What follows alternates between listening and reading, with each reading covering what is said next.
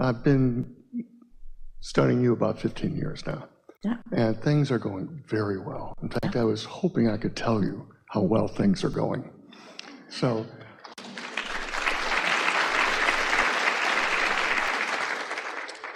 I've got this business. Every time you feel exhilaration, we know. We know they're going well, sometimes before you even know they're going well, but we really like it when you know they're going well. So you wanted to tell us that you know they're going well, and we already knew they were going well, but we like hearing it from you because we like you knowing that they're going well. Yeah. I realized they were going well for a long time before I realized they were going well. And my business, That's the most important statement of this day.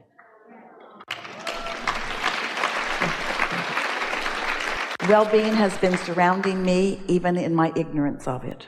Yeah. Yes.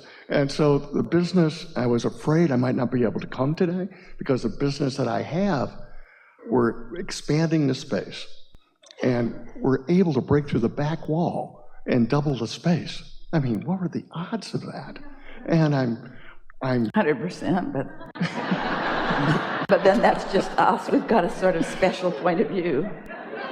It's just so and things are going so well. I had a show of my work. You know, I checked the bank account, got $15,000 in the bank account, and it's just, when I started with you 15 years ago, I would listen to the tape, and they were tapes back then. I'd be good for 15 minutes, and it's like a slow flat tire. And now things are going so much better, and I've got 120 hours of people being helped a week with neurofeedback. And I'm just running it, and I'm there about 3 hours a week. And I'm able to do my artwork. I'm able to do these other projects. Are you explaining to us that through your connection, you've leveraged your time in a productive way? Yes. Yeah. And I was looking forward to telling you that. Yeah. Yeah. And what I'm wondering is, some people don't get back to me, and I'm not sure at a certain point, should I call them up and go, you said it was 2 weeks, it's been 6 weeks, where are we at? The question that you want to ask yourself is, what influence are you under when you notice they haven't called you back? Well, here's where I'm at. Well, now we ask you a question. We think you should answer it. I'm not sure how to answer. Well, if you flash back on that feeling of wanting to call someone, was it from a place of anxiety or from a place of eagerness? You can tell by the way you feel what influence you're under when you want to make the call. Yeah. Is it shortage consciousness, or is it anticipating wonderful things? Is it about your desire to co-create with them, or is it about irritation or even concern? Irritation. Yeah, so don't call them. Okay. Because no good's going to come from that. You'll just make them defensive and make them explain things and make them practice not calling you longer in their vibration. Interesting that you're bringing this up, but we want to give this to you because sometimes an example, it fleshes things out in a powerful way. So Esther heard from someone who heard it from someone who heard it from someone that her man who cleans her swimming pool on the property where the offices are in Texas hadn't been coming, and it was a problem. And the person who talked to the person who talked to the person was wondering if they should look for someone else. This information came to Esther while she was flying high. She had such a sense of well-being that was surrounding her that when that information came to her, it didn't come directly from a person. It was diffused because it came from this person who had heard it from this person who had heard it from this person. And so it was just this little soft, light thing. So Esther just hung up the phone and touched his number on her iPhone and got his voice message. And she said, "Hey, it's Esther. I haven't talked to you in a long time. I understand that you haven't been around for a little while, and that's okay. That magnificent pool is promoting itself pretty well. But just want to make sure everything's good with you. Give me a call when you got a minute to talk, and all's good here." 8 minutes later, he called her back and expressed to her what was going on, which was completely understandable. Esther said, well, no worries, you'll get it back together. We've been having this experience long enough. Just get over there and get some chemicals in it so that we don't lose our balance, and then tend to the rest of it when you get a chance. And so everything's back on track. Now, what we're getting at is the light touch that Esther offered. She wasn't worried. She wasn't mad. She wasn't disappointed. She wasn't trying to get any strong behavior from him. She just was making contact just to renew their positive relationship. You see what we're getting at? Yeah. But it was easy for her to do that because she was all tuned in, tapped in, turned on anyway. She wouldn't be able to do anything else. And isn't it nice that the universe brings information to you in meaningful times when you're feeling like that, so that the inspiration, in other words, every word out of Esther's mouth, they talked for 45 minutes. And he said, this is the best conversation I've ever had. I wish that I'd called you 2 months ago. Esther's never had a conversation with him. That's not the kind of relationship they have. He drives up, she waves. She doesn't even usually go outside. She gives him thumbs up. He does his thing. He goes. They don't have a relationship, except that they both have mutual love and appreciation for the balance of her swimming pool. So what was that all about? That was not just about the chemical balance in the pool. This was about the vibrational balance between them. It was also about the vibrational balance in him. So what better opportunity for someone to help somebody with their vibrational balance than when you are in perfect vibrational balance? You see what we're getting at? Yes. So the moral of this story is, never call anyone when you're in a bad mood. Never call anyone when you have awareness that you have a problem.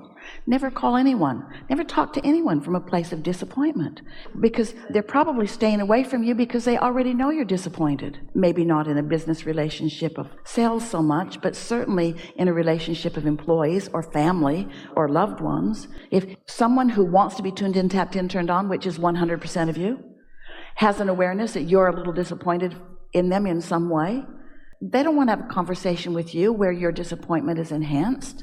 So get yourself into the place that you know you want to feel, and feel it, and feel it, and feel it, and feel it, until the universe hooks you up and gives you both what you want. Doesn't that make perfect sense in light of what you know? What's going on in your minds? Are you thinking about the relationships that you could improve by first improving your relationship with your inner being? It's powerful.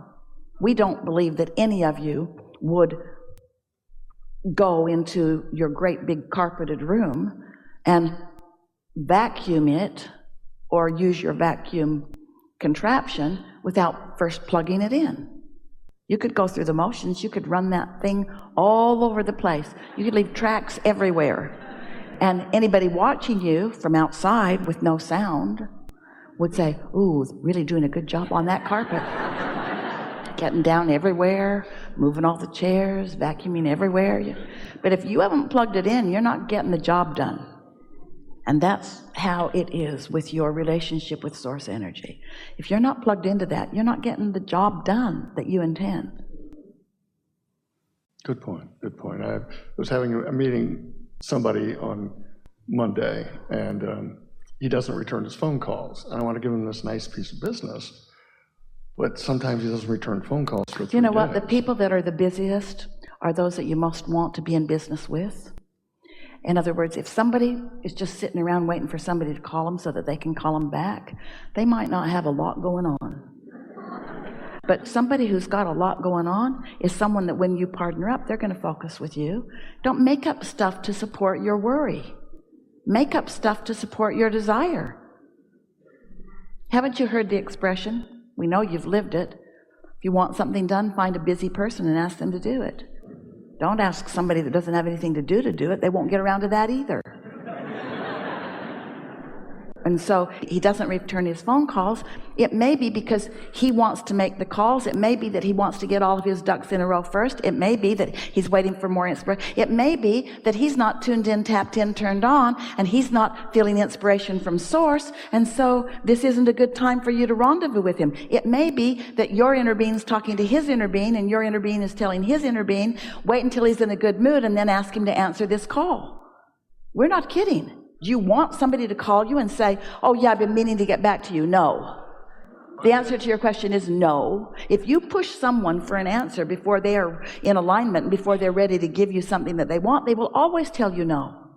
Give them a chance to say yes, which means give them a chance to line up. But there's this thing that humans do, and we love you so much. We don't mean humans, we mean humans. We mean it's this thing that humans do, especially in sales, where you believe that you want to get hold of someone and you want to hold them tight, because if you don't hold them tight, they're going to wiggle away from you and you're going to lose your opportunity. That's the basis of what most people believe in sales. And you know what that really is? The more you hold them, the more they squirm to get away, because what they really want is the freedom to choose. And when you've got an intention for someone and you hold them tight, they want to wiggle away. They'll wait to return. They'll wait. The attitude that you want to have about that is that I have something so good for you that's going to enhance your experience so much. And when the timing is right for you, I know that we'll make contact. And meanwhile, I wish you well in whatever it is that you've got going on. Okay. Don't you know that from yourself? Have you ever had somebody after you to make a decision? Doesn't matter who it is. Maybe it's a lover. When someone's after you for a decision that you're not ready to make, don't you want to run from them? Don't you tend to give them lip service? Don't you make up stuff? My dog ate my homework kind of stuff? You just make stuff up. But if you're tuned in, tapped in, turned on, and you're in vibrational alignment with your inner being and therefore with their inner being, when the timing's right, you'll get the impulse. They might only be in a good mood 1 hour out of every day. That's when the impulse will hit you to call them.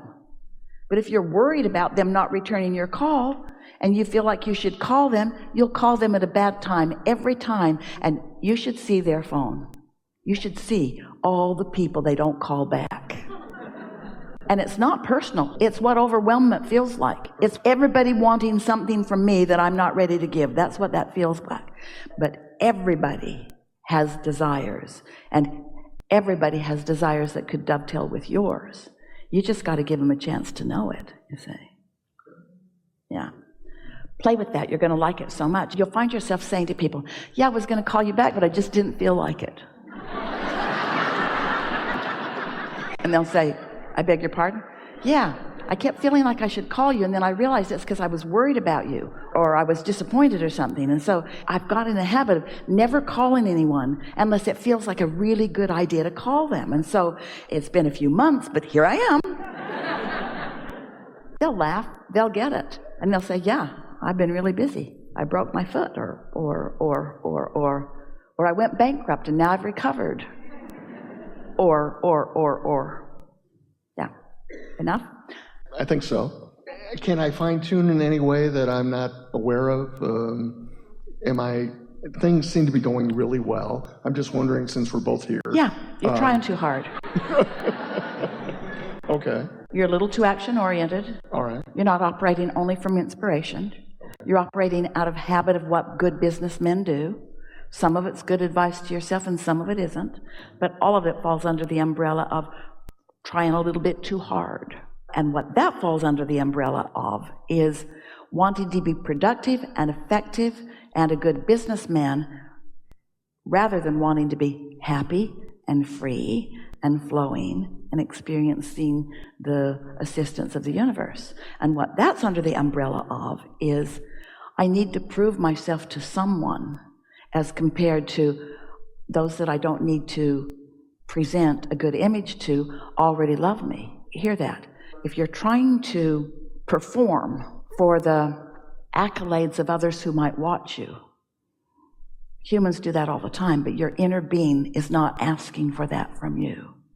And it's hard for you to make that transition. It's hard to accept that my inner being adores me no matter what. And as you get that stuck in your vibrational craw, then you stop performing for anyone. You just allow what you've already asked for to flow in. It's this cooperative dance that you do with your inner being. Does that make sense to you? And that's why we said, so there is not being quite sure that all is really well with you.